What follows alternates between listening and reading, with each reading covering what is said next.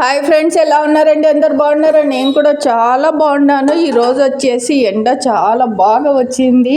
అసలు వారం రోజులైందో ఇంకా ఎక్కువ అయిందో. కర్నూలులో అయితే చిన్నగా వర్షాలు పడుకుంటా తర్వాత మబ్బుగా ఉంటూ చలి ఇలాగా ఉంది. ఇదిగోండి ఇప్పుడు సరుకులన్నీ ఎండ బాగా వచ్చింటే ఇలాగ బయట పెట్టేసినాను.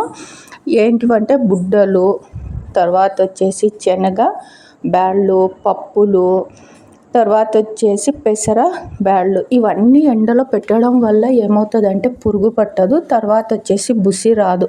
వానలు పడేటప్పుడు చలికాలంలో తొందరగా సరుకులు పాడవుతాయి అన్నమాట. ఇలాగ బుడ్డలు, పప్పులు ఇలాగా ఎండలో పెట్టేసి మళ్ళీ మనము వాడుకుంటే ఫ్రెష్గా బాగుంటాయి. చాలామంది ఎంత కష్టం అవుతుంది సరుకులు తెచ్చుకోవడానికి, ఎన్ని డబ్బులు. ఇప్పుడు మనం తెచ్చి నిర్లక్ష్యం చేసేస్తే ఇవన్నీ పాడవుతాయి అన్నమాట. ఎండ వచ్చినప్పుడు బాల్కనీలో ఫస్ట్ చీమల చాక్పీస్ రౌండ్గా గీసేసి అక్కడ బుడ్డలు అవన్నీ పెట్టండి, లేదంటే చీమలు పట్టేస్తాయి అన్నమాట. ఇదిగోండి ఇలాగా అన్ని ఎండలో చూడండి, బాగా ఎండ వచ్చినప్పుడు ఇలాగ పెట్టేయండి కంపల్సరిగా, లేదంటే పాడయ్యి మనకి ఎంత కష్టం అవుతుంది ఇవన్నీ కొనానిక. నిర్లక్ష్యం వల్ల పురుగు పట్టేయడము, లేదంటే నల్లగా లేదంటే తెల్లగా కొద్దిగా చేంజ్ అవుతుంది అన్నమాట. బుడ్డల్లో బూసి రావడం అట్లాగా, అప్పుడు చేదు వచ్చేస్తాయి బుడ్డలు.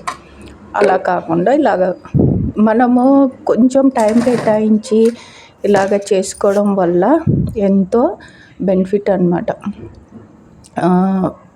టైం వేస్ట్ చేస్తుంటాము, మొబైల్ చూసుకుంటా మాట్లాడుకుంటా, మొబైల్లో అనవసరమైన మాటలు, ఏమి బెనిఫిట్ ఉండవు ఆ మాటల వల్ల, టైం వేస్ట్. దానికి బదులు మనం ఇంట్లో ఇలాగ పనులు చేసుకుంటే మనం ఎంతో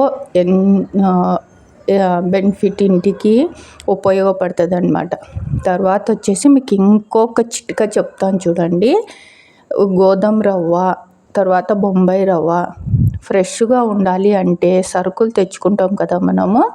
సరుకులు తెచ్చుకున్నప్పుడు అందులో నిజంగా ఒక్క పురుగు ఉండదు, ఏముండదు, చాలా ఫ్రెష్గా బాగుంటాయి. మనం ఇంట్లో డబ్బాలో పోసి పెట్టిన తర్వాతనే పురుగు వచ్చేస్తుంది. అలా డబ్బాలో పోసే ముందు ఇలాగా కొంచెం కొంచెము ఫ్రై చేసుకోవాలి బాండీలో.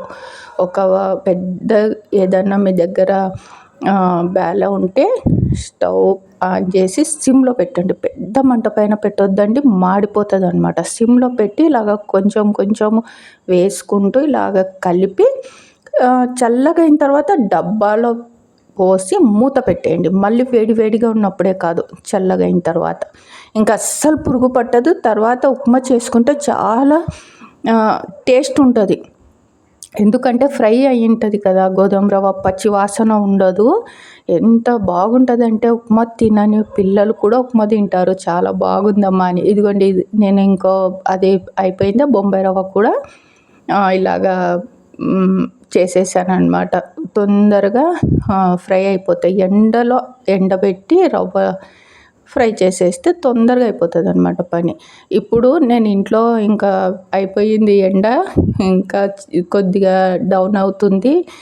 సాయంకాలం అయ్యే టైం కంటే ముందే తీసేస్తున్నా, లేకుంటే చల్లగా అయిపోతాయి. మళ్ళీ ఎండ అంతా వెళ్ళిపోయి చల్లగా చలిగాలి వచ్చేస్తుంది. అందుకే అన్నీ ఇంకా చీమల చాక్పీస్ పెట్టి డబ్బాకి రౌండ్గా గీసి పెట్టేశాను.